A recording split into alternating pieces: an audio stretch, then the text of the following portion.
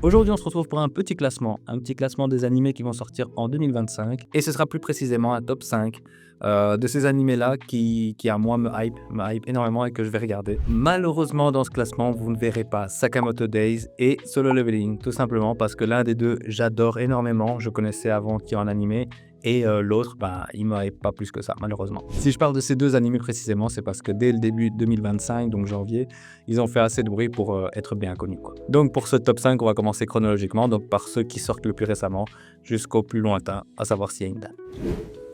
Et pour commencer ce top 5, on commence tout simplement avec Hubelblatt qui sortira le 11 janvier. Donc Hubelblatt est un manga de dark fantasy qui suit le parcours difficile de Coinzel. Je sais pas comment vous dites ça. L'histoire débute 20 ans avant le commencement du manga lorsque Coinzel, autrefois nommé Askerit, était un jeune épéiste prodigieux dont le talent lui valut le titre de Blade Meister. Ses exploits eurent pour conséquence qu'il soit choisi parmi 14 jeunes élus de l'empereur pour entreprendre une quête dangereuse visant à défaire un envahisseur puissant. La légende raconte que pour lutter contre cette terrifiante armée de ténèbres, l'empereur missionna ses 14 vaillants guerriers à qui il confie 14 lances sacrées. 3 d'entre eux, les glorieux guerriers sans retour, périrent au combat. 4 autres, surnommés les lances de la trahison, furent exécutés par leurs compagnons pour traîtrise. Les 7 derniers accomplirent leur mission et furent accueillis en héros à leur retour. Mais 20 ans plus tard, des rebelles baptisés aussi les lances de la trahison défient à nouveau l'autorité de l'empereur. Donc voilà, je sais pas pour vous, mais moi il me hype vraiment, Hubelblatt. Et pour les fans du manga papier, l'œuvre est terminée en 24 tomes chez Kiyun.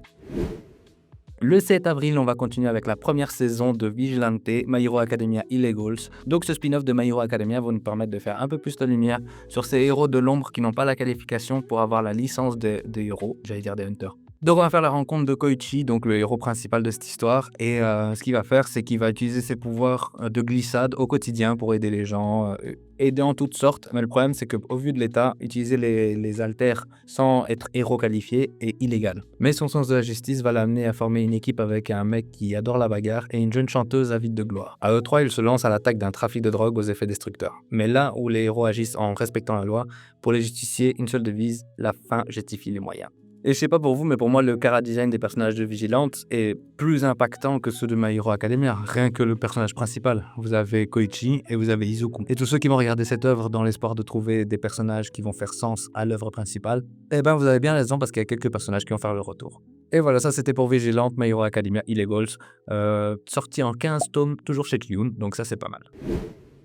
On continue avec juillet, sans date précise malheureusement, avec Tougen Anki. Ce qui se passe avec le manga, c'est que de premier abord, il m'a pas forcément donné envie de le lire. Mais là, la bande-annonce et l'animation qu'ils ont fait sur Tougen Anki me donne vraiment envie de le voir. Donc ça me fera sûrement un premier pas vers la future collection de mangas que je pourrais acheter. Voilà, pour un synopsis. Donc, Shiki Inose est en premier abord un simple ado rebelle, mais il se trouve qu'il est l'héritier du sang d'Oni. Ce dernier a vécu toute son enfance en ignorant ce qu'il était vraiment. C'est lorsqu'un inconnu tente de l'assassiner chez lui qu'il se voit révéler la vérité par son beau-père. L'homme qui tenta de s'en prendre à Shiki est un Momotaru.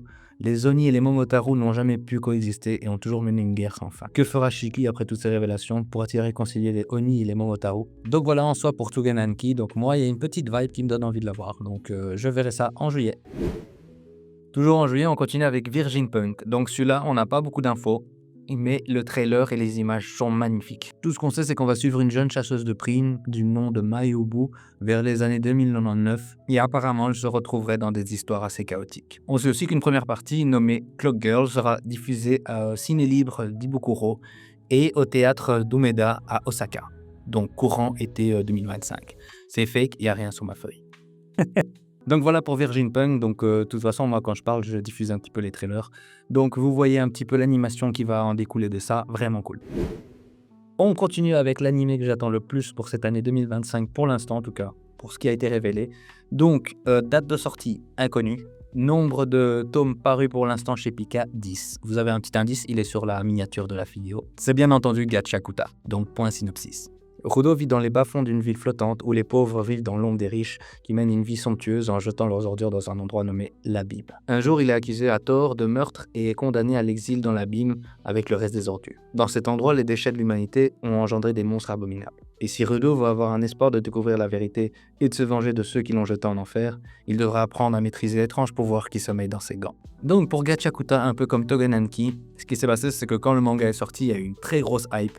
Beaucoup de gens ont fait des posts, des vidéos dessus et moi malheureusement j'ai pas accroché à cette hype donc au final j'ai mis ça de côté et là, l'animé va me permettre de regarder par moi-même et après si j'aime vraiment bien, continuer en manga. Voilà en soi pour ce top 5 donc là c'est comme je vous ai dit au début de vidéo, c'est des animés qui ont une date de sortie ou des infos là-dessus. Bien sûr, il y a tout le reste de l'année 2025 qui va encore paraître et quand ce sera la suite, je sais pas, je pense que je vais faire un autre format de vidéo, à voir. J'espère que cette vidéo vous aura plu. Si c'est le cas, n'hésitez pas à le faire paraître en commentaire et aussi si vous avez des animés que vous attendez vous aussi, pour l'année 2025 parce qu'il y en a énormément, ça a super bien commencé l'année, hein. Voilà, je pense que c'est tout pour moi. Salut!